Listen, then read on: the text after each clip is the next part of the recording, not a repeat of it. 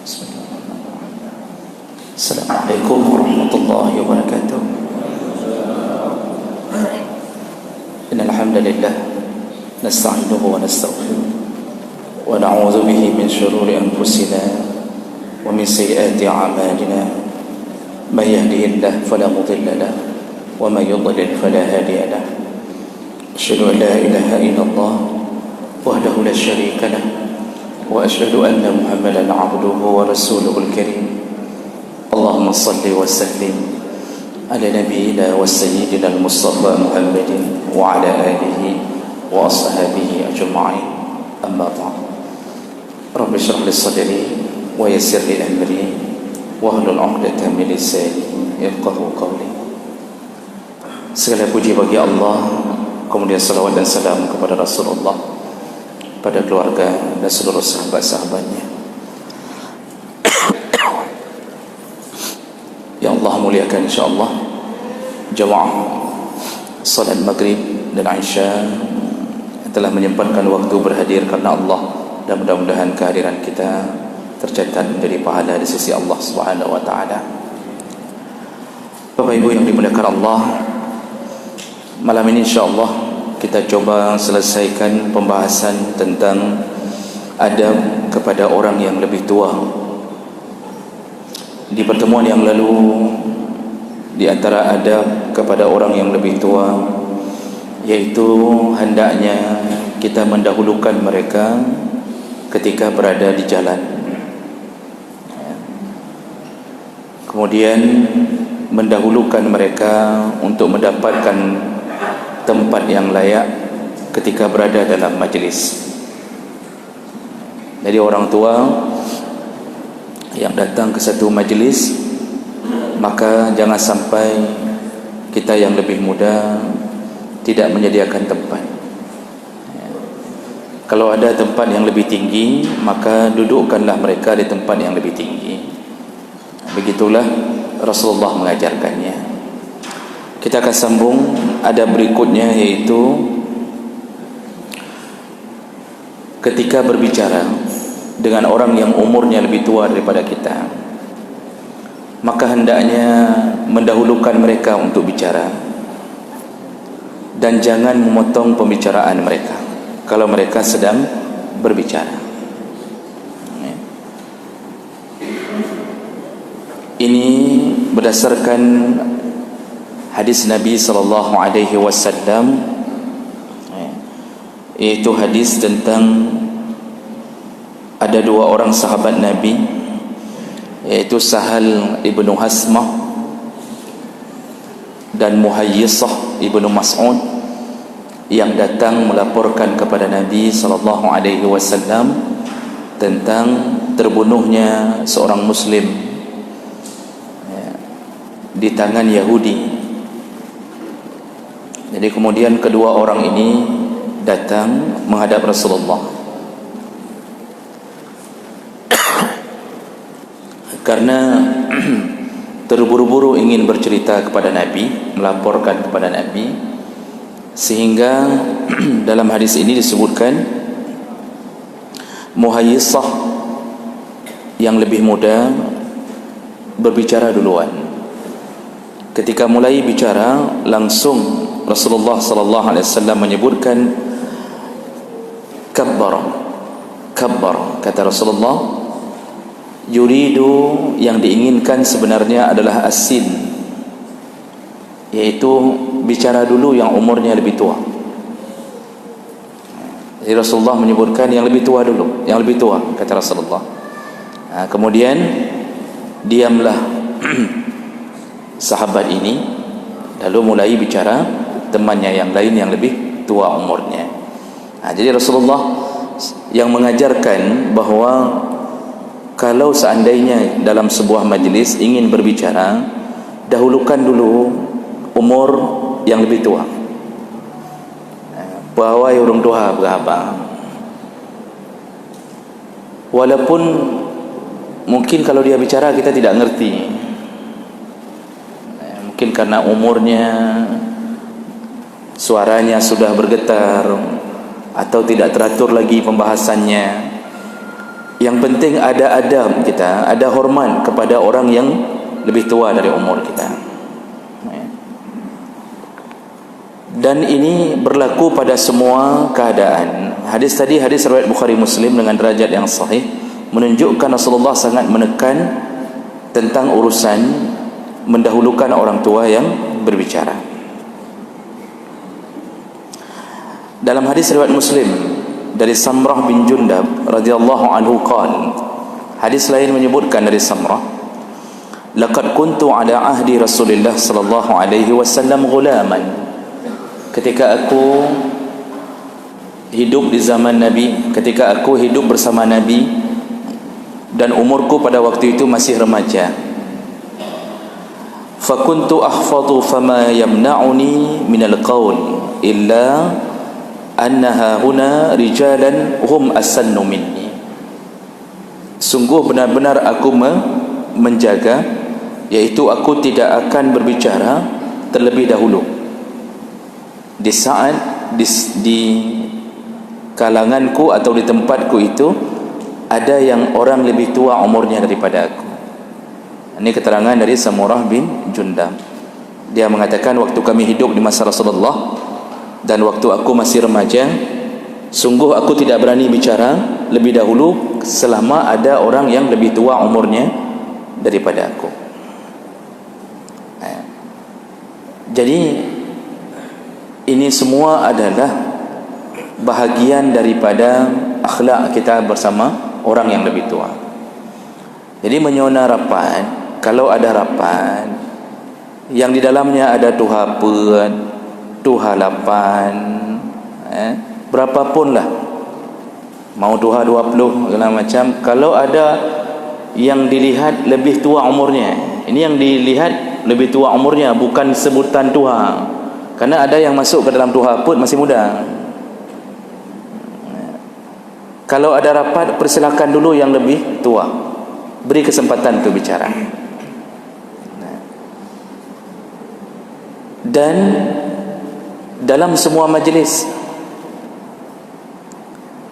kalau ada tanya jawab, contoh di sekitar ni ada tanya jawab, ada yang tunjuk tangan, orang tua dengan anak muda, maka mana lebih dahulu yang kita utamakan?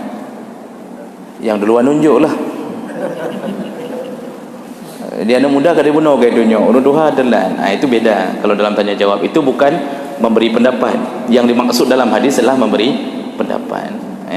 Makanya kedudukan kita dalam Islam itu benar-benar mulia di sisi Allah.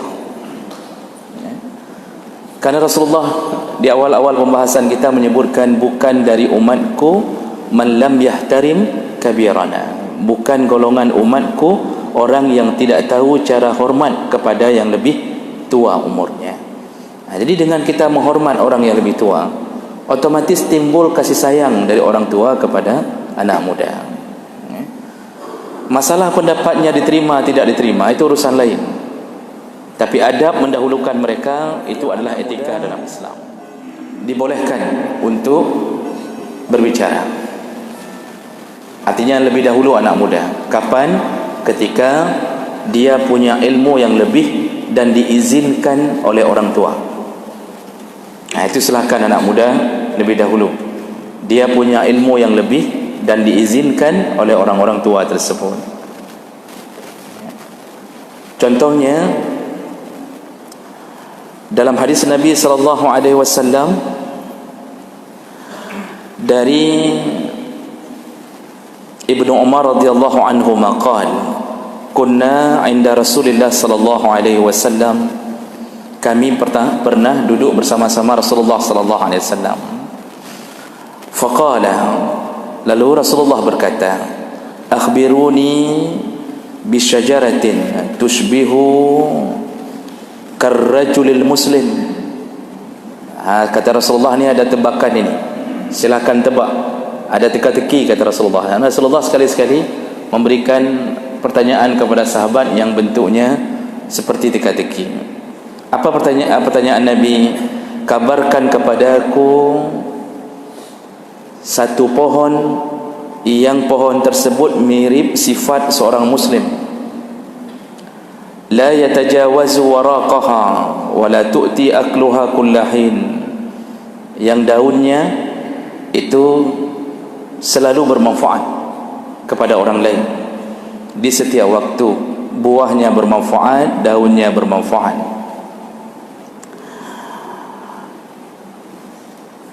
Qala Ibnu Umar, lalu Ibnu Umar yang merawikan hadis ini, yaitu anaknya Umar bin Khattab, berkata, fawaqa'a fi nafsi annaha an-nakhlah, aku sudah terbersit di hati, pasti jawabannya adalah pohon kurma. Wa ra'aitu Abu Bakr wa Umar la yatakallaman, tapi aku melihat mereka berdua tidak menjawab apapun. Fakarihtu an atakallama, maka aku pun tidak berani untuk memulai berbicara. Falamma lam yaqulu syai'an qala Rasulullah sallallahu alaihi wasallam hiya an-nakhlah. Ketika tidak ada seorang pun yang menjawab, lalu Rasulullah mengatakan pohon itu adalah pohon kurma. Berarti sesuai dengan apa yang terbersit di hati Ibnu Umar. Lalu kemudian falamma qumna qultu li Umar ya abtah, ketika sudah selesai majlis itu, ketika kami keluar, aku mengatakan kepada ayahku, ya abtah, wahai ayah, wallahi laqad qana fi waqa'i nafsi, laqad waqa'a fi nafsi annaha an-nakhlah. Ayah, tadi waktu Rasulullah nanya, sebenarnya aku sudah mau jawab, sudah terbersit di hatiku, pasti jawabannya pohon kurma. Faqala, lalu Umar bin Khattab berkata kepada anaknya, ma mana'aka an tatakallam, jadi kenapa engkau tidak jawab? Qala lam arakum tukallimun fakarihtu an atakallam atau aqula syai'an, karena aku melihat ayah dan Abu Bakar tidak bicara, maka aku pun tidak berani untuk menjawab. Qala Umar la an takuna qultaha ahabbu ilayya min kaza wa kaza. Hai anakku, kalau yang model begitu seharusnya selayaknya engkau menjawabnya, artinya untuk menyenangkan Rasulullah. Ini hadis ini menunjukkan bahawa ada izin untuk berbicara anak yang lebih muda ketika dia punya ilmu. Buktinya Umar bin Khattab tadi mengatakan bahawa selayaknya anakku jawab saja, tidak apa-apa, jawab saja. Jadi kalau urusannya adalah urusan masalah ilmu dan anak itu berilmu, diizinkan untuk berbicara lebih dahulu. Cuma tentunya dengan memohon izin dengan sopan kepada orang yang lebih tua umurnya. Jadi jemaah melakukan Allah Subhanahu wa taala, ini adalah hal yang patut kita jaga dalam urusan bicara. Termasuklah jangan memotong pembicaraan orang yang lebih tua di saat dia sedang bicara. Jadi kalau orang sedang bicara, apalagi yang lebih tua umurnya, itu adabnya dahulukan dia, lalu jangan potong ketika dia bicara, biarkan dia selesai. Jadi meminta maaf pun kadang-kadang enggak perlu. Misal ada orang memotong bicaraan lalu mengatakan laki maaf longkoh laki maaf longkoh, itu potong juga namanya. Karena ada orang mencoba bersikap sopan dengan memohon izin, nyo laki maaf longkoh laki maaf. Di saat itu dia menunjukkan bahawa dia tidak beradab di depan orang. Selesaikan saja. Kapan dia selesai? Ketika dia sudah titik, ketika tarik nafas, di situ kita mulai masuk. Kita mulai masuk. Lihat acara ILC, Pak. Itu tidak diizinkan untuk berbicara ketika orang lain sedang bicara, walaupun mereka mungkin tidak mengenal hadis, tapi selayaknya memberi kesempatan orang bicara sampai dia selesai. Itu adalah adab. Itu yang terbaik. Hari ini orang kadang-kadang tidak memotong pembicaraan, tapi tidak perhatikan. Ada orang yang lebih tua bicara, kepadanya dia main HP. Orang tua bicara di depannya, tapi dia main HP. Kalau main HP-nya mencatat pembicaraan orang tersebut, tidak mengapa. Masalahnya dia enggak catat pembicaraan. Jadi waktu tatanya kembali nama form ke. Misalnya ada orang tua bicara sama seorang anak muda, "Naufum." Baru dia tanya, "Apa roh? Apa tadi?" Ini betul-betul sudah masuk ke level tidak beradab sama sekali ini. Dan hari ini anak-anak kita terdidik untuk tidak beradab dengan tidak lagi memperhatikan perkataan orang tuanya atau orang yang lebih tua. Jadi gaduh dengan HP, laju-laju dengan HP, itu game dia enggak lepaskan. Orang tua dia bicara sampai bicara terus. Dan ini adalah bahagian dari merosotnya moral. Jadi kita dengan HP ini sudah banyak sekali merosot moral. Akhlak merosot. Anak-anak tidak kenal lagi mana yang lebih tua, bahkan abangnya pun tidak dihormati dalam urusan-urusan berbicara tadi. Kita perlu kembalikan kepada adab yang diajarkan oleh Rasulullah sallallahu alaihi wasallam. Jadi kalau mau potong, tunggu orang selesai bicara. Baik. Kemudian jemaah melakukan Allah Subhanahu wa taala. Adab berikutnya yaitu sering-seringlah mendoakan orang yang lebih tua umurnya. Terutama orang tua kita sendiri. Mendoakan orang yang lebih tua umurnya agar selamat imannya, dan agar kita bisa mengikuti mereka yang saleh. Orang yang sudah tua itu disayang Allah. Makin tua makin disayang Allah. Syaratnya apa? Baik amalnya. Rasulullah berkata, "Khairun nas man tala umruh wa hasuna amaluh." Sebaik-baiknya manusia adalah yang umurnya panjang dan baik amalnya. Kenapa orang tua yang panjang umur masih beramal dianggap yang terbaik? Kenapa tidak? Karena ada sebahagian kita yang mengira ada anak muda ahli jamaah lalu tiba-tiba meninggal, lalu kita semua mengatakan kok jroh orang ini baik sekali orangnya, muda-muda sudah meninggal, enggak sempat banyak maksiat. Kita kan sering mengatakan itu, muda meninggal saleh, kita mengatakan baik sekali orangnya. Padahal ada yang lebih baik, yaitu yang tidak meninggal. Kalau anak muda meninggal umur 19 tahun, ditabrak, meninggal, saleh, baik, tapi bukan yang terbaik. Kenapa? Dia belum banyak tantangan. Dia belum menjalani hidup, kesusahan hidup. Mungkin umur 19 tahun meninggal masih dinafkahi oleh orang tuanya. Dia belum tahu susahnya mencari nafkah, susahnya menghadapi istri, dan istri susahnya menghadapi suami. Dia belum merasakan itu. Ada anak gadis meninggal salihah, baik, tetapi belum yang terbaik. Yang terbaik mana? Yang sudah jadi nenek-nenek, yang menjalani hidup kena duduk di lako tiaan, padahal baik. Karena suaminya mungkin punya penyakit bingkeng, istrinya yang salihah kena marah terus-terusan, tapi dia sabar. Dia sabar. Dia katakan di hatinya, "Menyokan ku ingat atau ustaz begah nak aku hambur ke di mana." Cuma dia sabar. Suami juga begitu, sabar menghadapi istri. Makanya orang makin tua, makin banyak tantangan, tapi dia tetap berada dalam amal saleh. Dialah yang terbaik. Maka kalau kita tanya mana yang lebih baik, orang tua yang datang ke masjid berjamaah dengan anak muda yang datang ke masjid berjamaah, di sisi Allah orang tua itu lebih baik. Kakinya lemah, banyak sekali cobaan hidup. Ada orang utang sama dia enggak bayar-bayar, sakit hati tapi tetap berjamaah. Karena banyak orang sakit hati enggak jamaah lagi. Dihina orang, di macam-macam pengalaman hidup sudah dilakukan, tetap dia dekat dengan Allah.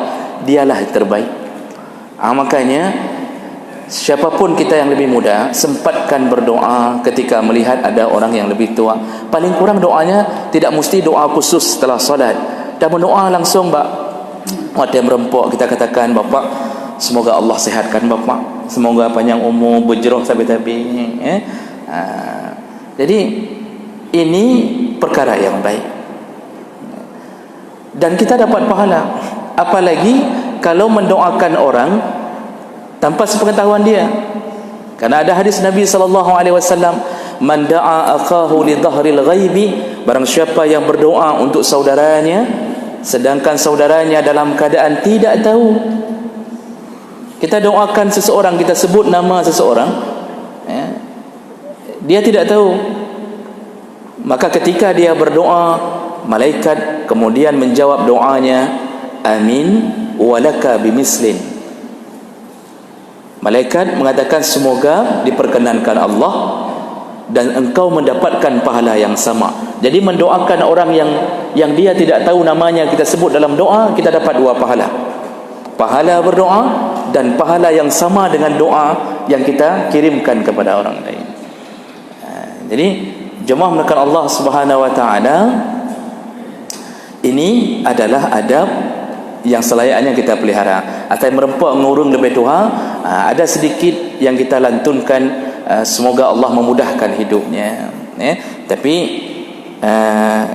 jangan terlalu berlebihan sehingga menyebabkan dia merasa menjadi ahli maksiat. Dan jangan salah-salah doa di depan orang tua, karena orang yang lebih tua umurnya itu emosionalnya Pak sudah berubah, sensitif, tensi tinggi, maka ditensi sebentar-bentar kerana tensinya tinggi. Salah bergahabar bacut yang kena laju.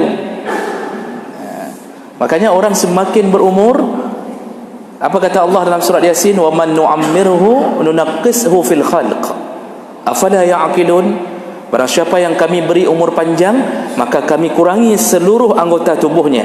Apa yang dikurangi?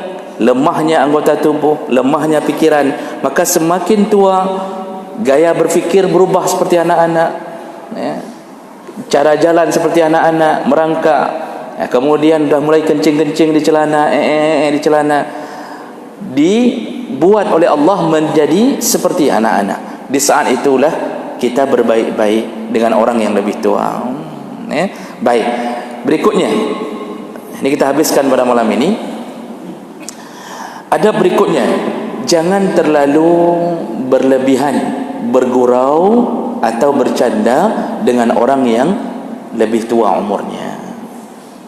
Jadi bedat damayang kalau ada orang yang lebih tua umurnya daripada kita, kecuali memang orangnya suka mayang. Masalah bergurau ini harus lihat-lihat orang. Ada orang yang kadang-kadang memang suka bercanda. Di saat dia suka bercanda, tidak mengapa kita bercanda. Tapi hati-hati, orang yang suka bercanda pun belum tentu dia terima semua candaan. Nampaknya hari-hari memang galak mayang, tapi begitu kita mayang, kita bercanda, tiba-tiba tersinggung. Mulai di situ kita mendapatkan satu musuh yang baru. Makanya lebih bagus memang bercanda itu sekedarnya saja. Menghadapi orang yang tidak suka bercanda, jangan bercanda. Apa yang ada nginging urang, Pak? Ada model orang misal diam, ada nih orang yang lebih tua umurnya pada kita, orangnya diam. Itu jangan dicandai. Nanti kalau kita bercanda, dia salah faham, dia pikir kita serius. Disitulah kadang-kadang kita kena bosohnya dia gara-gara itu. Yang tidak suka bercanda jangan dicandai. Jadi bicaranya ya lurus-lurus saja. Apa kabar? Sehat? Alhamdulillah. Mohon izin Pak, pamit. Begitu saja cukup. Tapi dengan orang yang suka bercanda, bolehlah ditambahi kalimat-kalimat selama candaan itu tidak menyinggung perasaannya. Jadi bercanda ini kadang-kadang bisa berbahaya. Apalagi ini musim, kadang-kadang ada orang tidak sadar sudah mulai membuat permainan mencandai orang, namanya prank. Itu ada acara di TV ngeprank. Itu membuat orang lain menjadi korban. Dan kami di pesantren dulu, sekarang sudah taubat. Nah, Bapak Ibu, maka Allah Subhanahu wa taala, ini sahabat ini membawa sahabat yang lain diam-diam, lalu kemudian ditidurkan ke dataran yang lebih tinggi, jadi seperti bukit kecil. Begitu sahabat ini bangun, langsung terguling ke bawah, langsung menggulai-gulai miuk. Diceritakanlah kepada Rasulullah, semua sahabat yang mencandai seperti pocong. Ada orang tua yang baru sembuh dari stroke, gara-gara kita loncat-loncat stroke lagi. Korban. Kita buat terkejut ibu hamil, lalu dia lari, jatuh. Sudah pernah kejadian di Jakarta. Jadi waktu dikejutkan dengan gaya hantu, lalu kemudian dikejutkan ibu hamil, jatuh, gugur, langsung harus bayar sekitar berapa M, dibawa ke pengadilan urusan itu, padahal acara TV. Ini hal-hal begini, bercanda dengan orang yang lebih tua umurnya, jaga-jaga. Jaga-jaga gaya bicara, jaga-jaga keadaan kita. Jangan sampai dia merasanya anak manyaknya nah, kecil-kecil udah bawa reman. Jangan sampai muncul ketersinggungan. Rasulullah juga bercanda. Jadi Rasulullah sallallahu alaihi wasallam itu lihat orang juga kalau bercanda. Lihat bagaimana Rasulullah kalau sedang dalam rumah, kalau masuk Abu Bakar dan Umar, itu Rasulullah bicara sambil berbaring, bajunya terbuka, dia baju terbuka, jubahnya terbuka. Rasulullah enggak peduli kalau masuk Abu Bakar dan Umar, karena itu sahabatnya. Begitu Utsman mau masuk, langsung Rasulullah mengatakan, tunggu di luar sebentar. Rasulullah langsung duduk, rapikan kancing semuanya, lalu Rasulullah duduk dengan rapi, baru Utsman masuk. Aisyah heran. Pulang Utsman ditanya, "Ya Rasulullah, engkau menghadapi ayahku yaitu Abu Bakar dan menghadapi Umar, kulihat engkau bicara sambil berbaring. Tapi ketika engkau menghadapi Utsman, engkau duduk dengan rapi, engkau rapikan bajunya." Apa kata Rasulullah? "Wahai Aisyah, Utsman itu pemalu.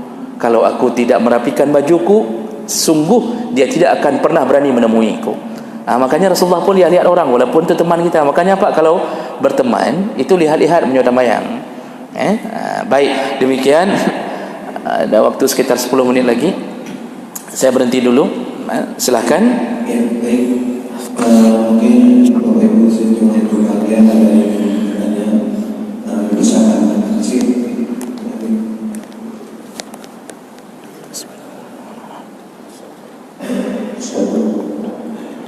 Karena kita di jamaah setelah ini, dari ibu juga boleh, kalau ada yang ditanyakan boleh. Walau silakan.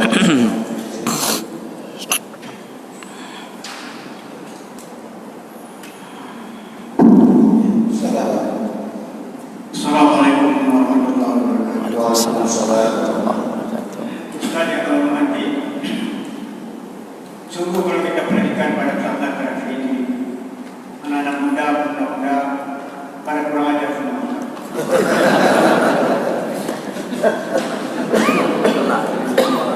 Dia punya akhlak Ustaz. Sebabnya Ustaz, apa sebabnya? Terima kasih.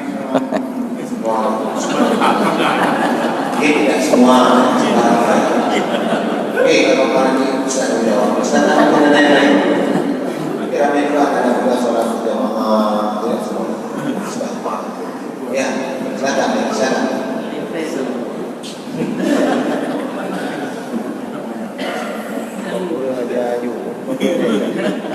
Silakan.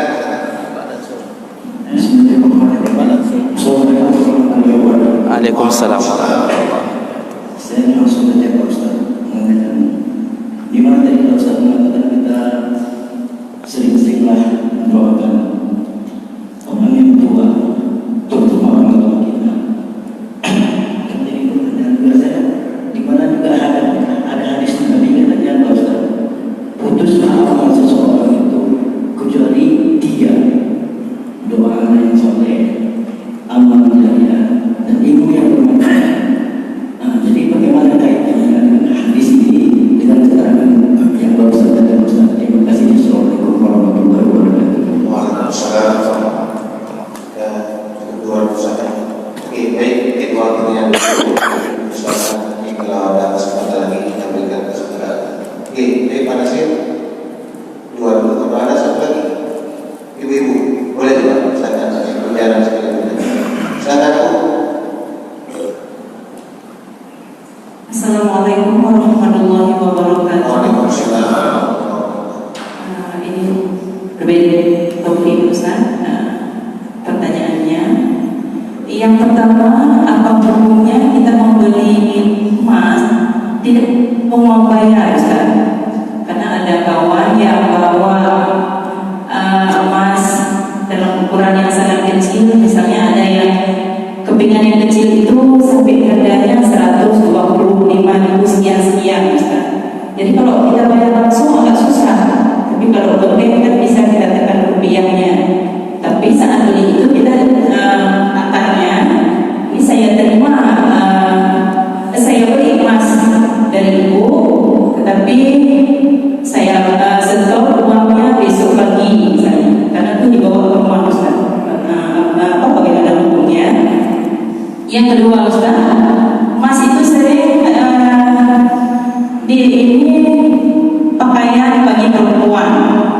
dijuluki dengan pakaian bagi perempuan. Jadi yang jadi pertanyaan di sini, berapa gram emas itu yang bisa dianggap pakaian bagi perempuan yang tidak dibagi saat pembagian harta warisan, Ustaz? Karena ini sering dialami oleh ibu tiri dan wanita-wanita yang tidak punya keturunan. Satu lagi, Ustaz. Saya punya murid di rumah, murid pengajian yang terdiri dari anak SMP dan SMA. Jadi setiap pergi mengaji dia kan salam dengan guru-gurunya, Ustaz. Jadi yang menjadi pertanyaan di sini, bagaimana ukurannya tersentuh uzuk kita dengan anak tersebut, Ustaz? Apakah umurnya atau anak yang sudah khitan atau yang bagaimana, Ustaz? Atas jawaban Ustaz, terima kasih banyak. Assalamualaikum warahmatullahi wabarakatuh. Waalaikumsalam warahmatullahi wabarakatuh. Baik, terima kasih banyak atas semua pertanyaan bapak-bapak dan ibu-ibu, maka Allah. Yang pertama tentang kenapa anak muda banyak yang terkesan. Tidak semua tentu, dan bapak yang bertanya pun tidak memaksudkan semua, ya. Cuma terkesan banyak yang sudah kurang adabnya. Kenapa ini bisa terjadi? Tentunya tidak lepas daripada pertama, kurang dekatnya dengan Allah Subhanahu wa taala. Jadi orang yang kurang dekat dengan Allah itu akan terbiasa dengan melakukan amalan-amalan yang tidak disuruh Allah. Pertama, dia meninggalkan salat dulu. Makanya coba lihat sekarang orang, anak-anak muda itu memang benar banyak meninggalkan salat. Duduk di kedai kopi berjam-jam tidak salat. Ada yang berkelompok-kelompok main voli. Di beberapa tempat saya lihat kelompok main voli itu sampai azan maghrib itu masih main. Itu baru pulang ke rumah, nanti setelah main voli pulang ke rumah habis azan. Itu pun kalau pulang. Nah, akibat daripada ini apa? Tidak bisa tercegahnya fahsya dan mungkar. Akibat enggak dekat dengan Allah, sering bermaksiat. Akibat bermaksiat, maka adab berkurang. Orang yang suka maksiat, adabnya kurang. Nah, itu faktor kenapa anak muda hari ini terkesan agak sedikit kurang adab, karena pertama kurang dekat dengan Allah. Yang kedua, terbantu dengan fasilitas yang kita sebutkan tadi. Terbantu dengan fasilitas-fasilitas maksiat, di tangan HP, kerja nonton. Jadi kerjanya hanya urusan-urusan dunia. Jadi hilanglah perasaan adab kepada orang tua. Yang ketiga, tidak mau menuntut ilmu. Jadi yang datang ke masjid yang memang sudah baik-baik, yang kena marah nanti yang baik-baik. Yang di luar sana yang tidak pernah kena marah itu tidak peduli. Yang di kedai kopi tidak tersentuh. Anak-anak muda yang semua yang tidak salat tidak tersentuh. Karena kita dengan menuntut ilmu otomatis akan menjadi orang-orang yang paling sedikit mendapatkan pencerahan, paling sedikit. Nah, itu faktor-faktor utama kenapa hari ini terkesan banyak anak-anak muda yang tidak lagi beradab. Kemudian pertanyaan yang kedua, apa tadi, Ustaz?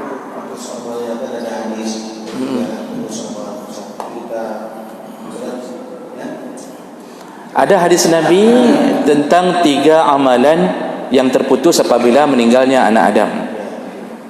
Salah satunya adalah waladun salihun yad'u lah. Ini yang ditanyakan bahagian mananya Bapak ini? Yang saya belum tertangkap.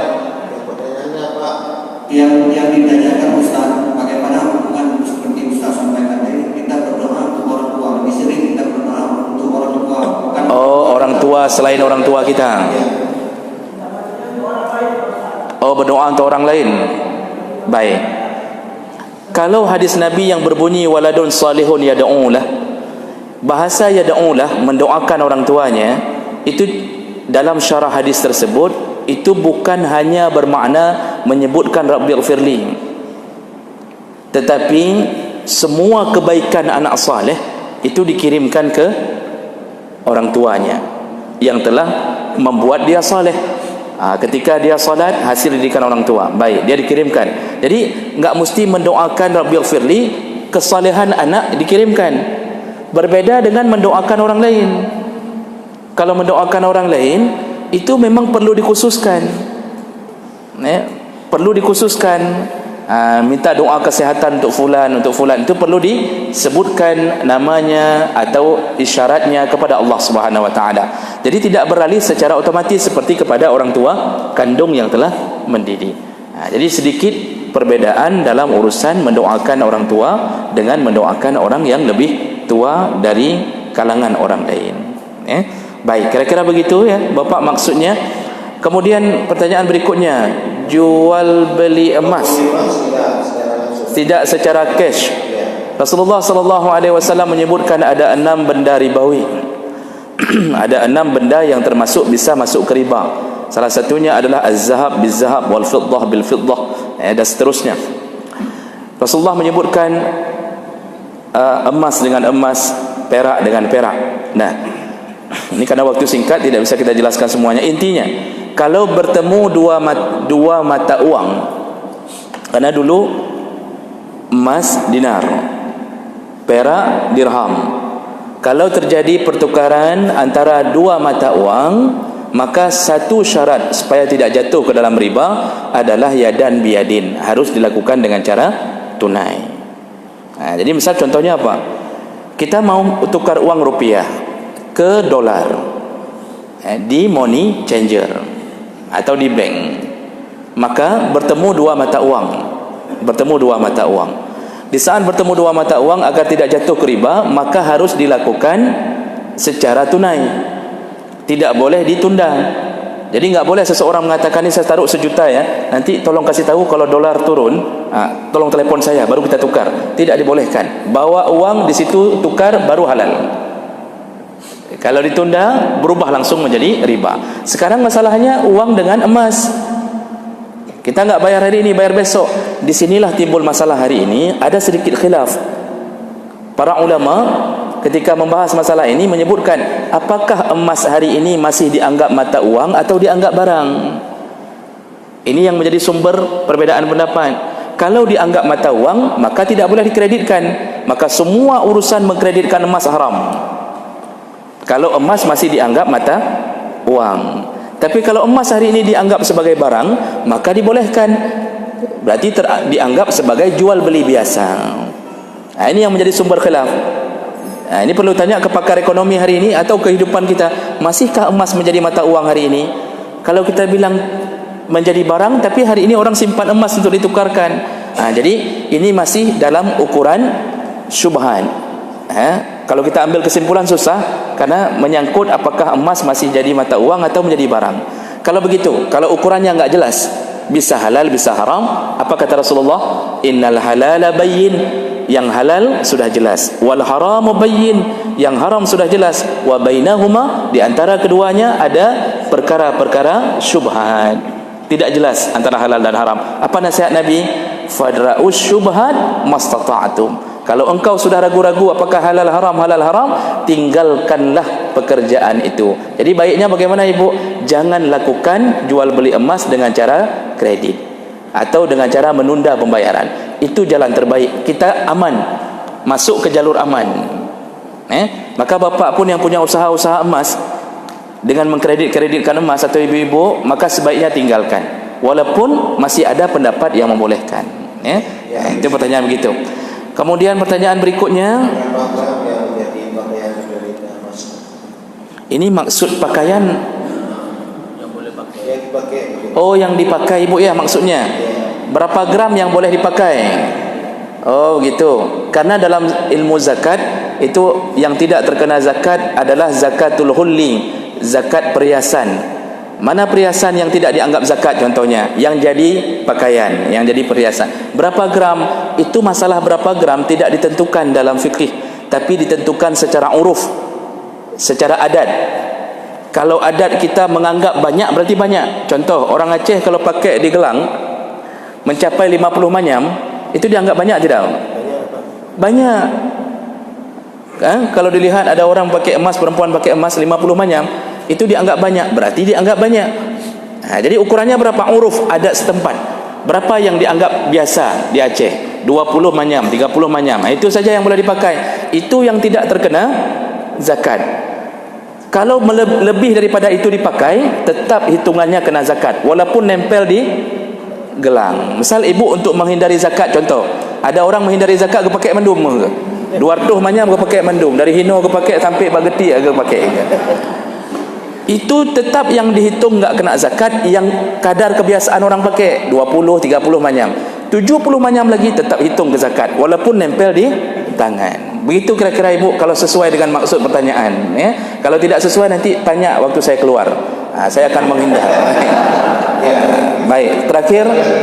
Kita salam bukan guru, salam dengan murid. Oh, salam dengan murid. Waalaikumsalam. Kita pernah mengatakan bahwa Rasulullah mengatakan inilah usafihun nisa, aku tidak bersalaman dengan perempuan.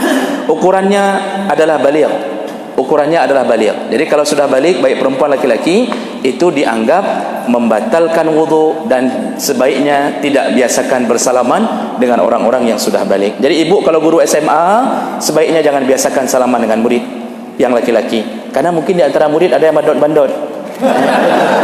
Baik ni fikir mandum murid, gak tan ibu. Jadi sebaiknya jangan biasakan untuk bersalaman dengan murid-murid laki-laki, ya ibu. Baik, kecuali dengan anak-anak SD. Anak SD boleh. Bapak-bapak pun ingin jadi SD kalau ibu mau bersalaman. Baik, demikian kita cukupkan hari ini. InsyaAllah kita sambung kembali. Subhanakallahumma bihamdik, asyhadu an la ilaha illa anta, astaghfiruka wa atubu ilaik. Wassalamualaikum warahmatullahi wabarakatuh. Assalamualaikum warahmatullahi wabarakatuh. Innal hamdalillah nasta'inuhu wa nastaghfiruh wa na'udzu bihi min shururi anfusina wa min sayyiati a'malina. May yahdihillahu fala mudilla lahu wa may yudlil fala hadiya lahu. Asyhadu an la ilaha illallah wahdahu la syarika lahu wa asyhadu anna Muhammadan 'abduhu wa rasuluhul karim. Allahumma salli wa sallim ala nabiyyina wa sayyidina al-Mustafa Muhammadin wa ala alihi wa ashabihi ajma'in. Amma ba'd. Rabbi shrah li sadri wa yassir li amri wa hlul 'uqdatam min lisani yafqahu qawli. Segala puji bagi Allah, kemudian salawat dan salam kepada Rasulullah, pada keluarga dan seluruh sahabat-sahabatnya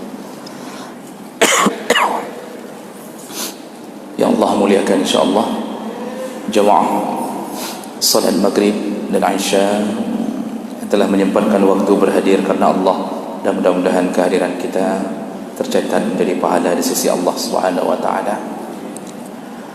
Bapak Ibu yang dimuliakan Allah, malam ini insyaAllah kita coba selesaikan pembahasan tentang adab kepada orang yang lebih tua. Di pertemuan yang lalu, di antara adab kepada orang yang lebih tua, yaitu hendaknya kita mendahulukan mereka ketika berada di jalan. Kemudian mendahulukan mereka untuk mendapatkan tempat yang layak ketika berada dalam majlis. Jadi orang tua yang datang ke satu majlis, maka jangan sampai kita yang lebih muda tidak menyediakan tempat. Kalau ada tempat yang lebih tinggi, maka dudukkanlah mereka di tempat yang lebih tinggi. Begitulah Rasulullah mengajarkannya. Kita akan sambung ada berikutnya, yaitu ketika berbicara dengan orang yang umurnya lebih tua daripada kita, maka hendaknya mendahulukan mereka untuk bicara, dan jangan memotong pembicaraan mereka kalau mereka sedang berbicara. Ini berdasarkan hadis Nabi sallallahu alaihi wasallam, yaitu hadis tentang ada dua orang sahabat Nabi, yaitu Sahal ibnu Hasmah dan Muhayyisah ibnu Mas'ud, yang datang melaporkan kepada Nabi sallallahu alaihi wasallam tentang terbunuhnya seorang muslim di tangan Yahudi. Jadi kemudian kedua orang ini datang menghadap Rasulullah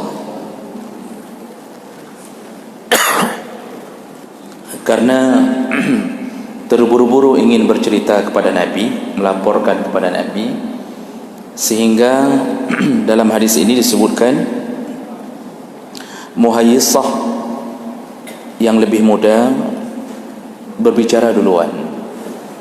Ketika mulai bicara, langsung Rasulullah sallallahu alaihi wasallam menyebutkan kabbar, kata Rasulullah, yuridu, yang diinginkan sebenarnya adalah asin, yaitu bicara dulu yang umurnya lebih tua. Jadi Rasulullah menyebutkan yang lebih tua dulu, yang lebih tua, kata Rasulullah. Kemudian diamlah sahabat ini, lalu mulai bicara temannya yang lain yang lebih tua umurnya. Jadi Rasulullah yang mengajarkan bahawa kalau seandainya dalam sebuah majlis ingin berbicara, dahulukan dulu umur yang lebih tua. Pawai urung tua berapa. Walaupun mungkin kalau dia bicara kita tidak ngerti, mungkin karena umurnya, suaranya sudah bergetar, atau tidak teratur lagi pembahasannya. Yang penting ada adab kita, ada hormat kepada orang yang lebih tua dari umur kita.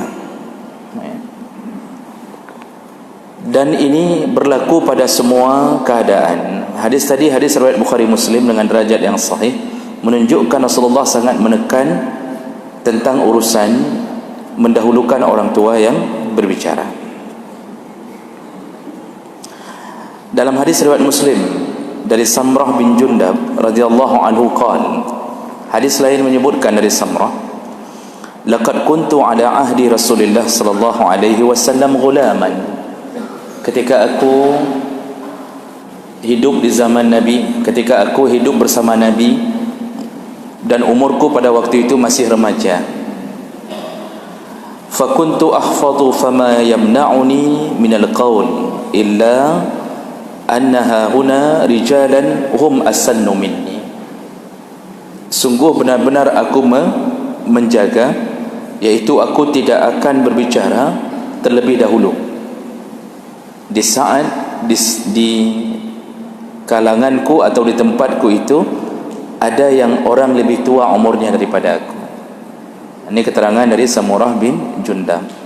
Dia mengatakan, waktu kami hidup di masa Rasulullah dan waktu aku masih remaja, sungguh aku tidak berani bicara lebih dahulu selama ada orang yang lebih tua umurnya daripada aku.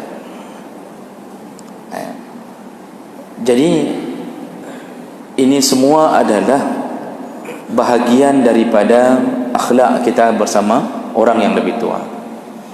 Jadi menyona rapat, kalau ada rapat yang di dalamnya ada tuha pet, tuha lapan, berapapun lah, mau tuha 20 segala macam, kalau ada yang dilihat lebih tua umurnya, ini yang dilihat lebih tua umurnya, bukan sebutan tuha. Karena ada yang masuk ke dalam tuha pun masih muda. Kalau ada rapat, persilakan dulu yang lebih tua, beri kesempatan untuk bicara. Dan dalam semua majlis, kalau ada tanya jawab, contoh di sekitar ni ada tanya jawab, ada yang tunjuk tangan, orang tua dengan anak muda, maka mana lebih dahulu yang kita utamakan? Yang duluan nunjuk lah. Dia anak muda kadang bunuh kayak dunia, orang tua adalah, itu beda. Kalau dalam tanya jawab itu bukan memberi pendapat. Yang dimaksud dalam hadis adalah memberi pendapat. Makanya kedudukan kita dalam Islam itu benar-benar mulia di sisi Allah. Karena Rasulullah di awal-awal pembahasan kita menyebutkan, bukan dari umatku man lam yahtarim kabirana, bukan golongan umatku orang yang tidak tahu cara hormat kepada yang lebih tua umurnya. Jadi dengan kita menghormat orang yang lebih tua, otomatis timbul kasih sayang dari orang tua kepada anak muda. Masalah pendapatnya diterima tidak diterima itu urusan lain.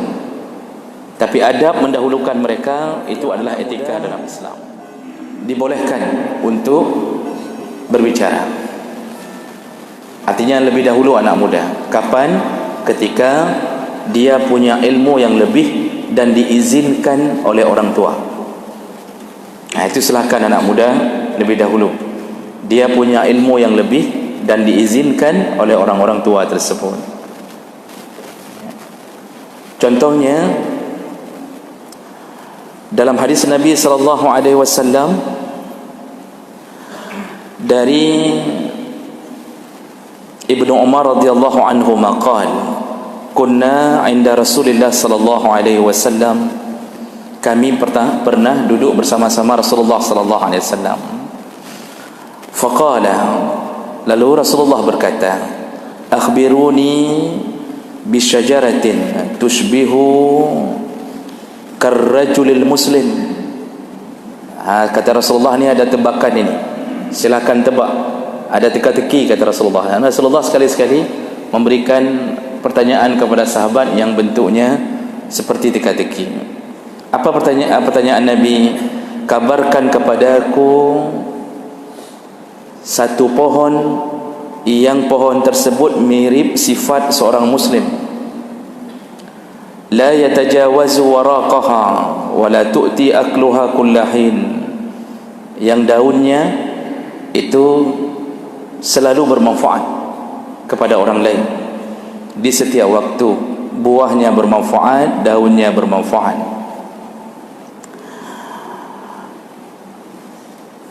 Qala Ibnu Umar, lalu Ibnu Umar yang merawikan hadis ini, yaitu anaknya Umar bin Khattab, berkata, fawaqa'a fi nafsi annaha an-nakhlah. Aku sudah terbersit di hati, pasti jawabannya adalah pohon kurma. Wa ra'aitu Abu Bakr wa Umar la yatakallaman. Tapi aku melihat mereka berdua tidak menjawab apapun. Fakarihtu an atakallama, maka aku pun tidak berani untuk memulai berbicara. Falamma lam yaqulu syai'an qala Rasulullah sallallahu alaihi wasallam hiya an-nakhlah. Ketika tidak ada seorang pun yang menjawab, lalu Rasulullah mengatakan pohon itu adalah pohon kurma. Berarti sesuai dengan apa yang terbersit di hati Ibnu Umar. Lalu kemudian falamma qumna qultu li Umar ya abtah. Ketika sudah selesai majlis itu, ketika kami keluar, aku mengatakan kepada ayahku, ya abtah, wahai ayah, wallahi laqad qana fi waqa'i nafsi, laqad waqa'a fi nafsi annaha an-nakhlah. Ayah, tadi waktu Rasulullah nanya, sebenarnya aku sudah mau jawab, sudah terbersit di hatiku, pasti jawabannya pohon kurma. Faqala, lalu Umar bin Khattab berkata kepada anaknya, ma mana'aka an tatakallam? Jadi kenapa engkau tidak jawab? Qala lam arakum tukallimun fakarihtu an atakallam au aqula syai'an. Karena aku melihat ayah dan Abu Bakar tidak bicara, maka aku pun tidak berani untuk menjawab. Qala Umar la an takuna qultaha ahabbu ilayya min kaza wa kaza.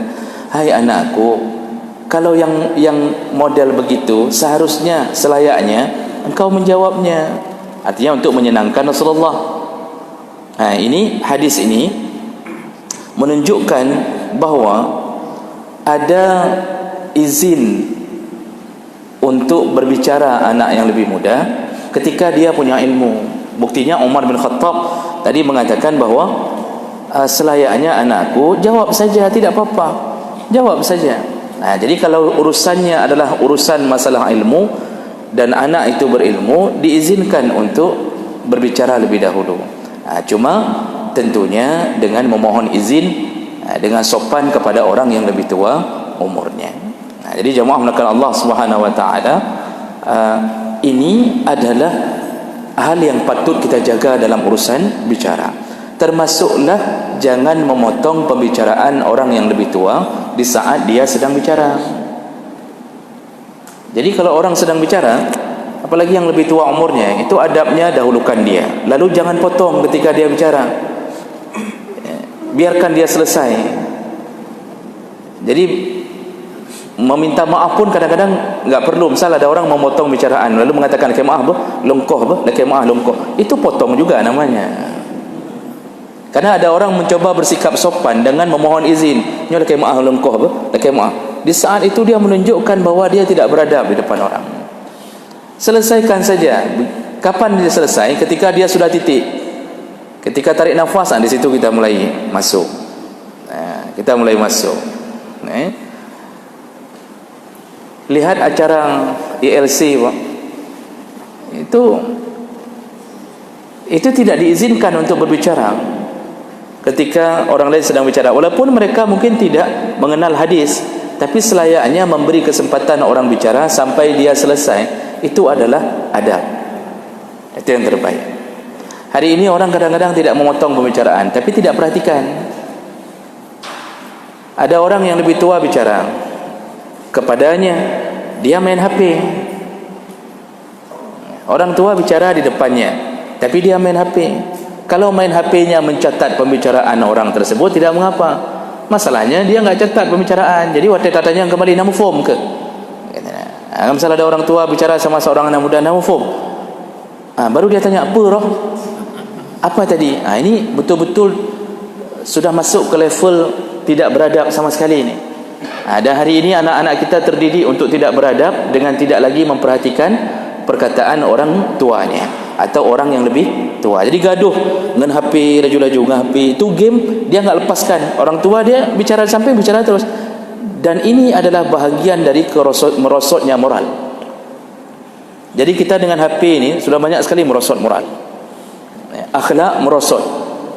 Anak-anak tidak kenal lagi mana yang lebih tua, bahkan abangnya pun tidak dihormati dalam urusan-urusan berbicara tadi. Kita perlu kembalikan kepada adab yang diajarkan oleh Rasulullah sallallahu alaihi wasallam. Jadi kalau mau potong, tunggu orang selesai bicara. Baik. Kemudian jemaah melakukan Allah Subhanahu wa taala. Adab berikutnya yaitu sering-seringlah mendoakan orang yang lebih tua umurnya. Terutama orang tua kita sendiri. Mendoakan orang yang lebih tua umurnya agar selamat imannya, dan agar kita bisa mengikuti mereka yang saleh. Orang yang sudah tua itu disayang Allah. Makin tua makin disayang Allah. Syaratnya apa? Baik amalnya. Rasulullah berkata, khairun nas man tala umruh wa hasuna amaluh. Sebaik-baiknya manusia adalah yang umurnya panjang dan baik amalnya. Kenapa orang tua yang panjang umur masih beramal dianggap yang terbaik? Kenapa tidak? Karena ada sebahagian kita yang mengira ada anak muda ahli jamaah lalu tiba-tiba meninggal, lalu kita semua mengatakan kok jero urang, baik sekali orangnya, muda-muda sudah meninggal, enggak sempat banyak maksiat. Kita kan sering mengatakan itu, muda meninggal saleh, kita mengatakan baik sekali orangnya. Padahal ada yang lebih baik, yaitu yang tidak meninggal. Kalau anak muda meninggal umur 19 tahun, ditabrak, meninggal, soleh, baik, tapi bukan yang terbaik. Kenapa? Dia belum banyak tantangan. Dia belum menjalani hidup, kesusahan hidup.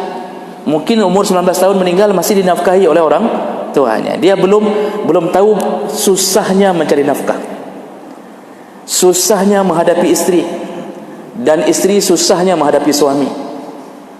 Dia belum merasakan itu. Ada anak gadis meninggal salihah, baik, tetapi belum yang terbaik. Yang terbaik mana? Yang sudah jadi nenek-nenek, yang menjalani hidup kena nduk lelako tiaan, padahal baik.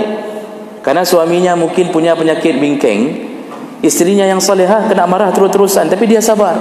Dia sabar. Dia katakan di hatinya, menyokan ku ingat ada ustaz begah nak aku hambo ke di mana. Cuma dia sabar. Suami juga begitu, sabar menghadapi isteri. Makanya orang makin tua, makin banyak tantangan, tapi dia tetap berada dalam amal saleh. Dialah yang terbaik.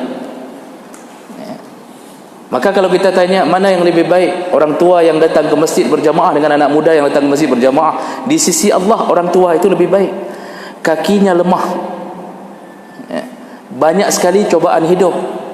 Ada orang hutang sama dia enggak bayar-bayar, sakit hati tapi tetap berjamaah, karena banyak orang sakit hati enggak jamaah lagi. Dihina orang, di macam-macam pengalaman hidup sudah dilakukan, tetap dia dekat dengan Allah. Dialah yang terbaik. Makanya siapapun kita yang lebih muda, sempatkan berdoa ketika melihat ada orang yang lebih tua. Paling kurang doanya tidak mesti doa khusus setelah solat. Dah berdoa langsung, waktu merempok kita katakan, Bapak, semoga Allah sihatkan Bapak, semoga panjang umur, berjeroh sampai-sampai. Jadi ini perkara yang baik dan kita dapat pahala. Apalagi kalau mendoakan orang tanpa sepengetahuan dia. Karena ada hadis Nabi SAW, man da'a akahu li dhahril ghaibi, barang siapa yang berdoa untuk saudaranya sedangkan saudaranya dalam keadaan tidak tahu. Kita doakan seseorang, kita sebut nama seseorang, dia tidak tahu. Maka ketika dia berdoa, malaikat kemudian menjawab doanya, amin walaka bimislin. Malaikat mengatakan semoga diperkenankan Allah dan engkau mendapatkan pahala yang sama. Jadi mendoakan orang yang dia tidak tahu namanya, kita sebut dalam doa, kita dapat dua pahala. Pahala berdoa dan pahala yang sama dengan doa yang kita kirimkan kepada orang lain. Jadi jemaah menekan Allah Subhanahu wa taala, ini adalah adab yang selayaknya kita pelihara. Atau merempok ngurung lebih tua, ada sedikit yang kita lantunkan, semoga Allah memudahkan hidupnya. Tapi jangan terlalu berlebihan sehingga menyebabkan dia merasa menjadi ahli maksiat. Dan jangan salah-salah doa di depan orang tua, karena orang yang lebih tua umurnya itu emosionalnya sudah berubah, sensitif, tensi tinggi. Maka ditensi sebentar-bentar kerana tensinya tinggi.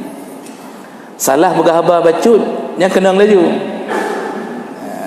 Makanya orang semakin berumur, apa kata Allah dalam surat Yasin, wa man nu'ammirhu nunaqqishu fil khalq afala ya'qilun. Barang siapa yang kami beri umur panjang, maka kami kurangi seluruh anggota tubuhnya.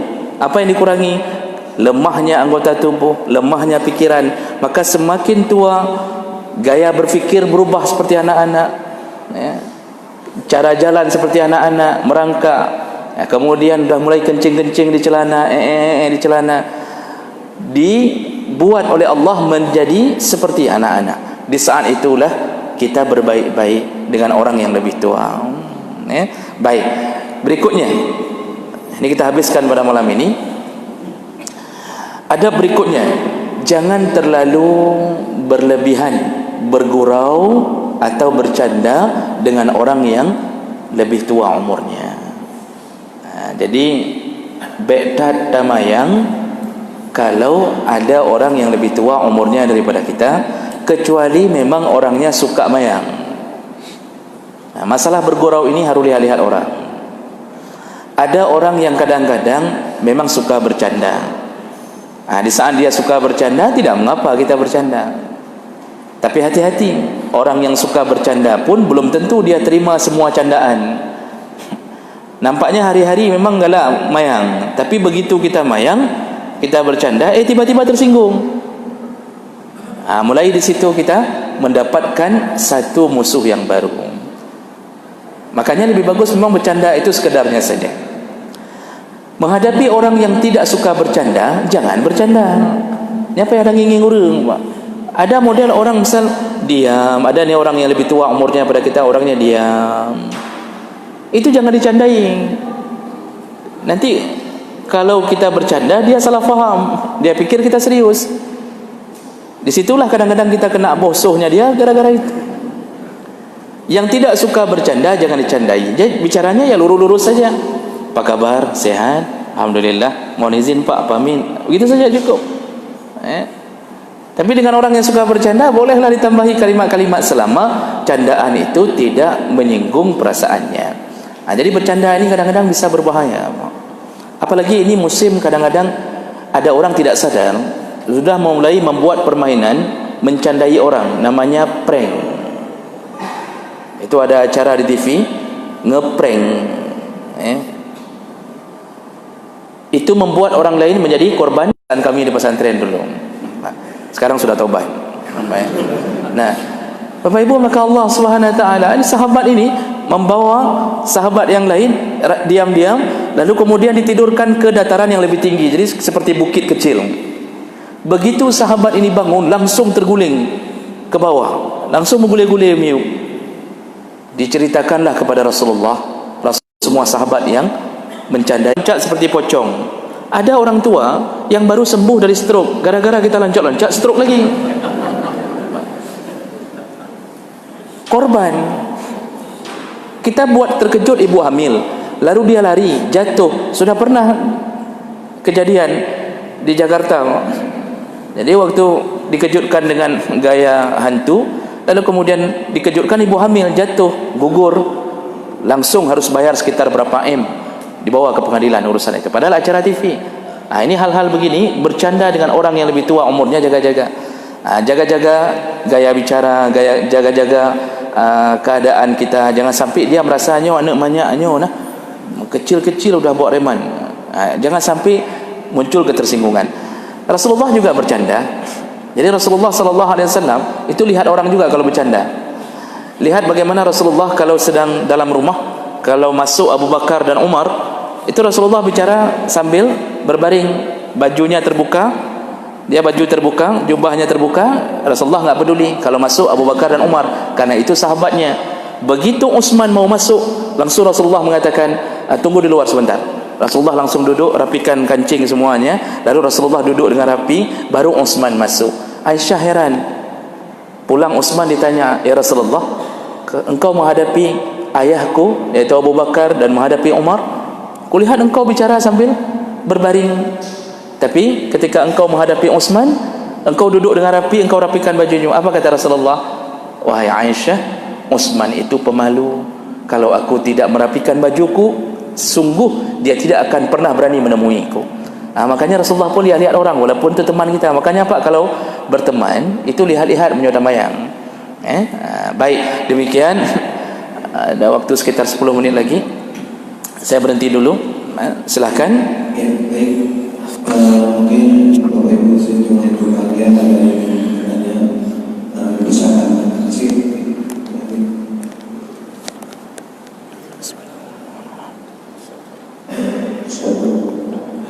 Ada dari jamaah sebelah kiri, dari ibu juga boleh, kalau ada yang ditanyakan boleh. Silakan.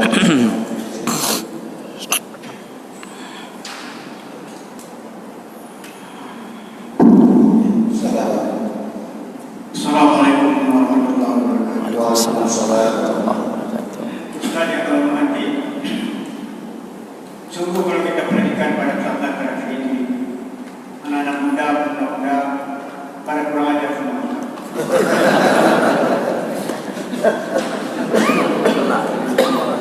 Demi Allah, Ustaz.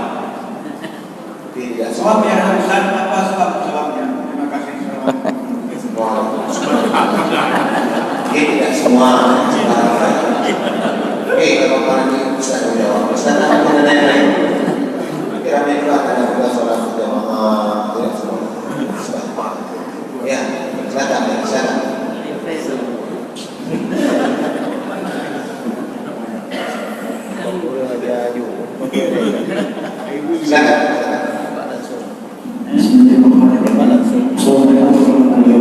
Waalaikumsalam. Saya langsung saja Pak Ustaz mengatakan, di mana tadi Pak Ustaz mengatakan kita sering-seringlah mendoakan orang yang tua, terutama orang tua kita.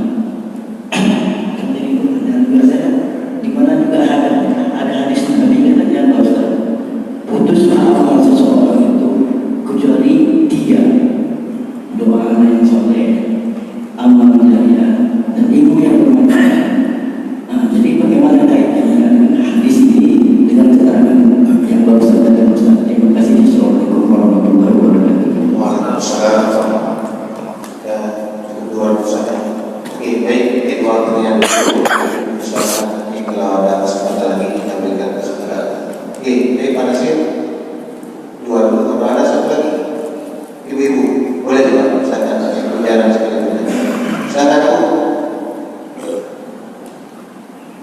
Assalamualaikum warahmatullahi wabarakatuh. Waalaikumsalam.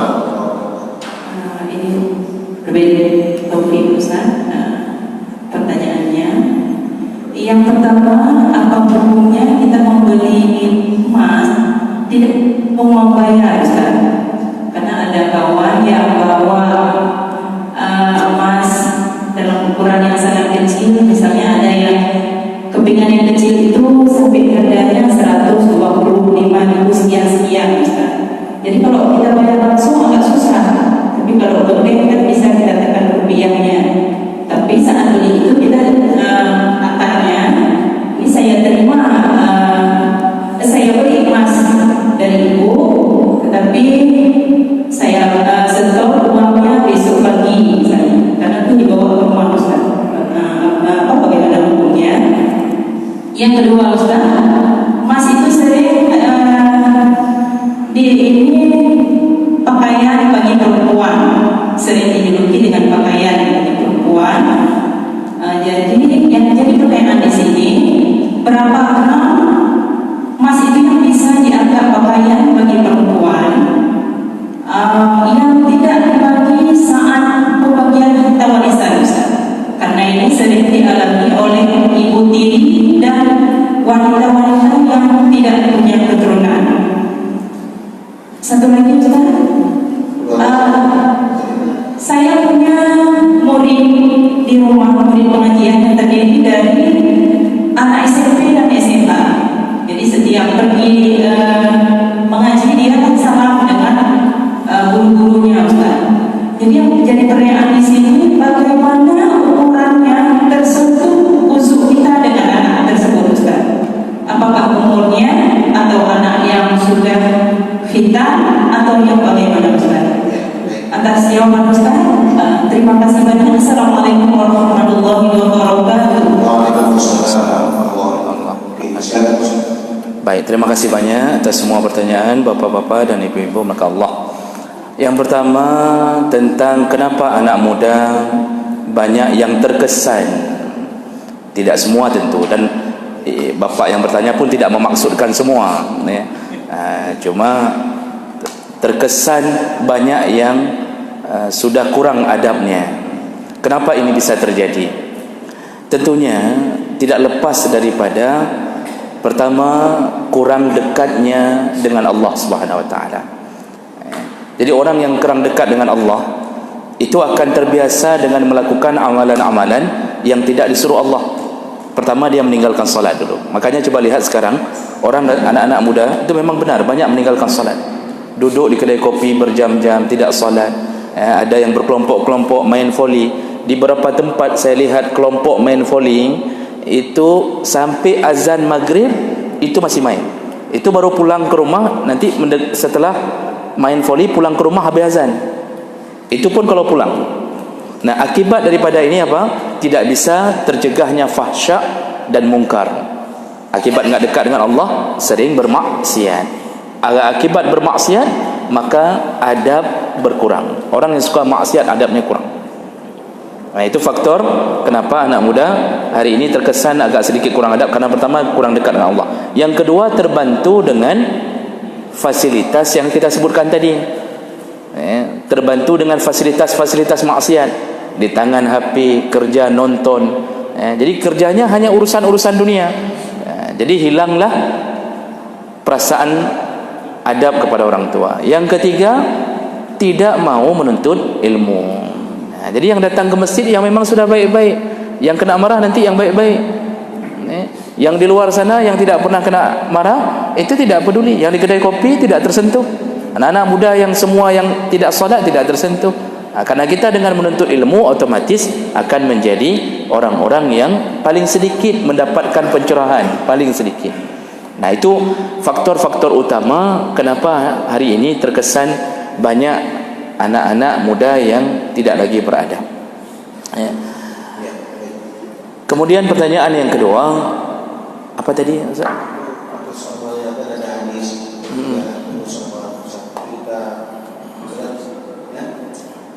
Ada hadis Nabi tentang 3 amalan yang terputus apabila meninggalnya anak Adam. Salah satunya adalah waladun salihun yad'u lah. Ini yang ditanyakan bahagian mananya Bapak ini? Yang saya belum tertangkap. Pertanyaannya Pak, yang ditanyakan Ustaz, bagaimana hubungan seperti Ustaz sampaikan tadi, kita berdoa untuk orang tua, lebih sering kita berdoa untuk orang tua, bukan orang tua selain orang tua kita.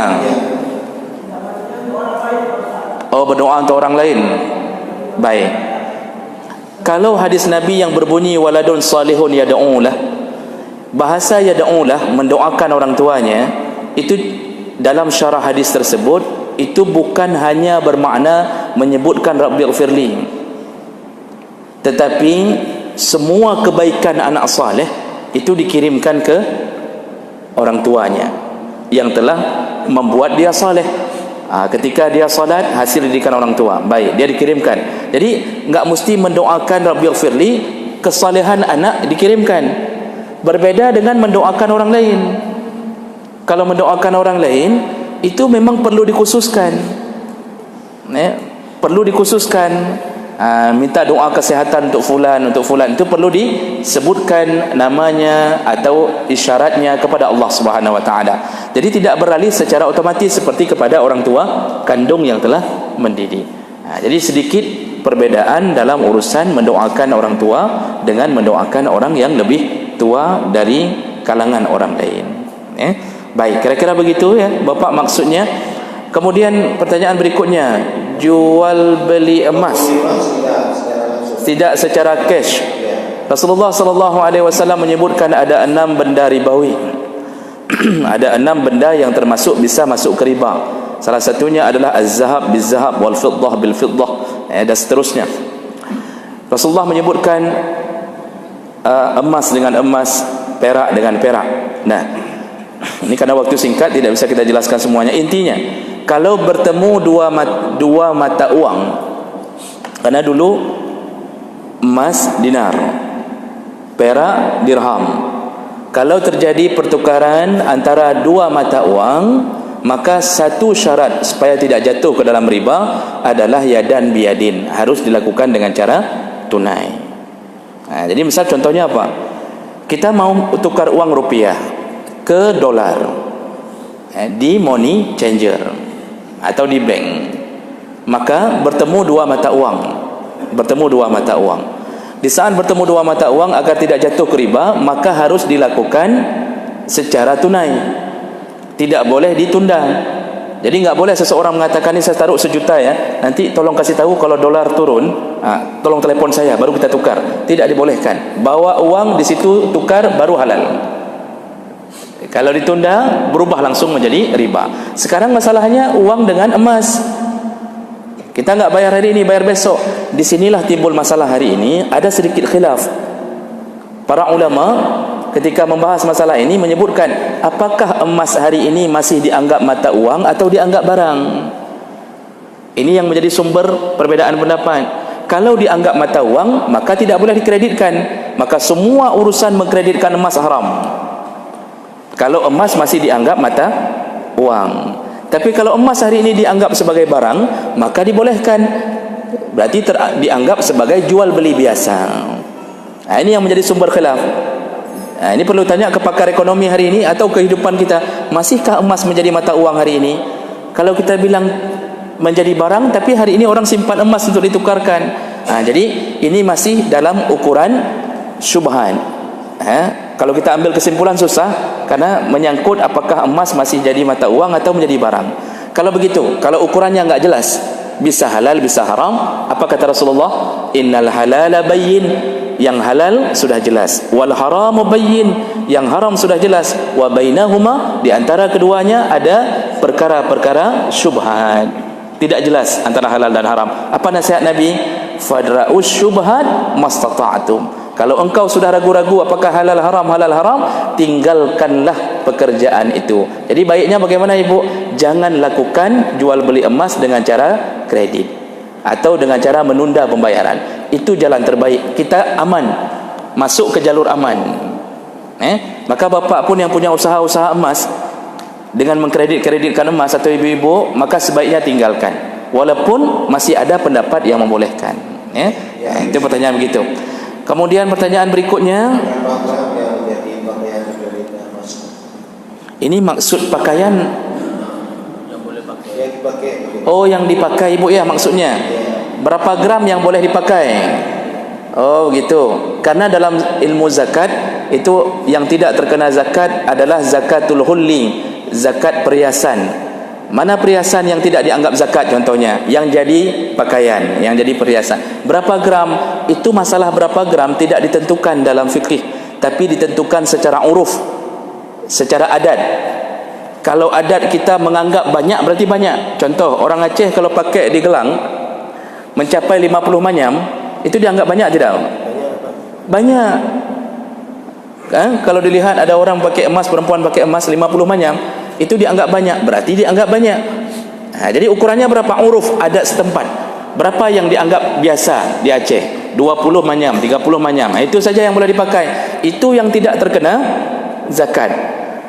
Kalau lebih daripada itu dipakai, tetap hitungannya kena zakat walaupun nempel di gelang. Misal ibu untuk menghindari zakat, contoh, ada orang menghindari zakat ke pakai mendum ke? 200 manyam ke pakai mendum, dari hino ke pakai sampai bageti ke pakai. Itu tetap yang dihitung enggak kena zakat, yang kadar kebiasaan orang pakai 20 30 manyam. 70 manyam lagi tetap hitung ke zakat walaupun nempel di tangan. Begitu kira-kira ibu kalau sesuai dengan maksud pertanyaan ya. Kalau tidak sesuai nanti tanya waktu saya keluar. Saya akan menghindar. Baik, terakhir Kita salam dengan guru, salam dengan murid. oh salam dengan murid. Kita pernah mengatakan bahawa Rasulullah mengatakan inilah usafihun nisa, aku tidak bersalaman dengan perempuan. Ukurannya adalah baligh. Ukurannya adalah baligh. Jadi kalau sudah balik, baik perempuan laki-laki, itu dianggap membatalkan wudu dan sebaiknya tidak biasakan bersalaman dengan orang-orang yang sudah balik. Jadi ibu kalau guru SMA, sebaiknya jangan biasakan salaman dengan murid yang laki-laki. Karena mungkin di antara murid ada yang bandot-bandot. Baik dia fikir mandum murid. Gak tan ibu. Jadi sebaiknya jangan biasakan untuk bersalaman dengan murid-murid laki-laki ya ibu. Baik, kecuali dengan anak-anak SD. Anak SD boleh. Bapak-bapak pun ingin jadi SD kalau ibu mau bersalaman. Baik, demikian kita cukupkan hari ini. InsyaAllah kita sambung kembali. Subhanakallahumma bihamdik, asyhadu an la ilaha illa anta, astaghfiruka wa atubu ilaik. Wassalamualaikum warahmatullahi wabarakatuh.